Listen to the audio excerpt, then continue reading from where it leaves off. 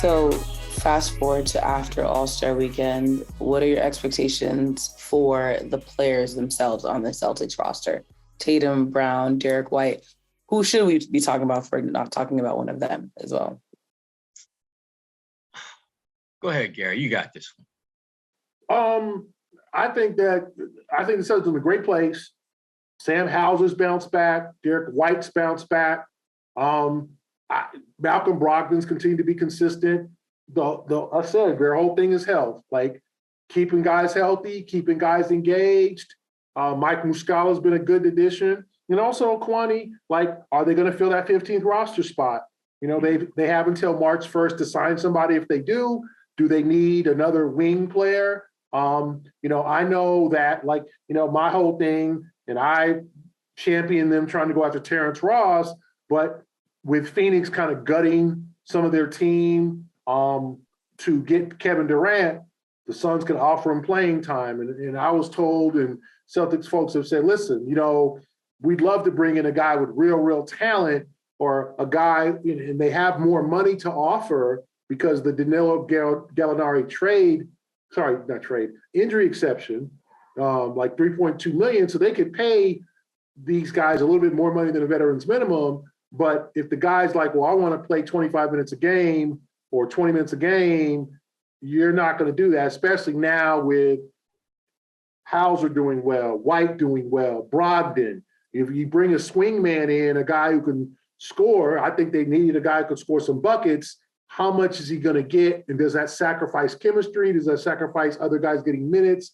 So I'll be interested to see what they do with that final roster spot, if they fill it, if they bring, let's say, Mfiondu Kabengele up, if they bring up J.D. Davidson, or someone that we haven't thought about who's going to get bought out. Because remember, Kevin Love is about to get bought out. He's an intriguing name. Is it a guy like a Blake Griffin? Blake Griffin's kind of set the standard. Play when you play, don't complain when you don't. That's what kind of guy they need in Boston. They don't need a guy, and I think they're a little bit afraid of, guys like DeMarcus coming in and wanting minutes because they want a ball, they want to hoop. They don't want to just. Not everybody's Blake Griffin, and that's the hardest part. So I'll be fascinated to see what they do with that final roster spot. I think they're going to keep it open because, Gary, I think the biggest issue that they're going to have is that they have a clear idea of the type of player they want, but finding that player and convincing that player to come to Boston, I think that there's going to be a disconnect on one or both of those particular lanes of engagement. And the reason is simple. They are in a position where all of the main comfortable, good, robust roles are occupied right now. I mean, the shooting that we're talking about that they could, I absolutely believe that they could use another guy from the perimeter who can shoot. If Sam Hauser is back to being Sam Hauser from the beginning of the first 10, 15 games, if you come to Boston as a shooter, you ain't playing over him. You're not, because he's literally, truth be told, he's probably the best pure shooter on this team. And if he's playing the way that we've seen him play at the start of the season and the way he's played the last 4 or 5 games, you ain't getting his minutes. And he gets like maybe 10, 15 a night. That's why Peyton Pritchard is sitting on that bench watching it and waiting for his opportunity, because now that Marcus Smart's back, where's he going to play? Whose minutes are he going to get? So I think that's the biggest challenge for the Celtics, is finding someone who wants to be part of this team and wants to be part of a championship run, who doesn't mind watching more than they actually play. Because whoever they bring in is going to be someone who will do that. And you're right, Gary. To me, one of the biggest surprises for me with the Celtics is the way that Blake Griffin has embraced his role.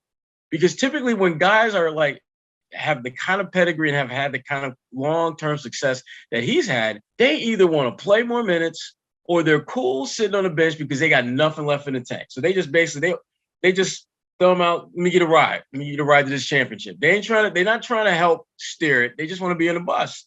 Blake still has juice. Blake still can actually go out there and do some things. And for your Celtics, if you know that he can do that and you only really need him maybe 2-3 times a month, give you maybe 15, 20 minutes, 2, 3, 4 times a month, he's good with that, and so are you. I don't think that there are guys, particularly in the wing positions, who you can count on. and frankly, who would be comfortable in that type of role. And one of the things, and we haven't talked a lot about it with the Celtics this year, but their chemistry is off the charts. They don't have the kind of dysfunction that you see perk up every now and then with some other teams. And I think a big reason for that is, again, like as I said, everybody got their roles and they're cool with those roles, other than Peyton Pritchard. But the thing I like about Peyton, and this I'm not going to get too deep into, but I love the fact that he just basically said, look, I want to go somewhere and play. He wasn't beating around the bush. I know, Gary, you talked a few times about that. He was not beating around the bush. And I find it interesting that we're cool with him saying, basically, trade me so I can play. And yet there's some other athletes in past years who they bring up the specter of wanting to be traded. And it's like, why would you want to leave here? That's wrong. You need to honor your contract. Peyton didn't get none of that pushback, which I think is right. I don't think any player who's not in a position or a situation that they feel good about, just stay there. If they want to leave and they let you know they want to leave, they're doing you a solid by saying, get me the hell out of here. I mean, Kyrie, I didn't like the way Kyrie did it. Yeah, but basically he's like, look, y'all need to move me somewhere. And they were just like, 1 second. Say less. Okay.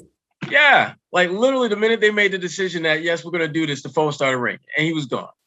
So, and it's a good leadership on Joe Mazzulla's part to just acknowledge that publicly as well and say, express yourself. That's what good leadership looks like, communicating uncomfortable things, because that's how the team gets better. But also if it does come to a point where they can trade Pritchard, well, not at this point, but figure out a way to utilize him better in the league, then at least they know that they can do that.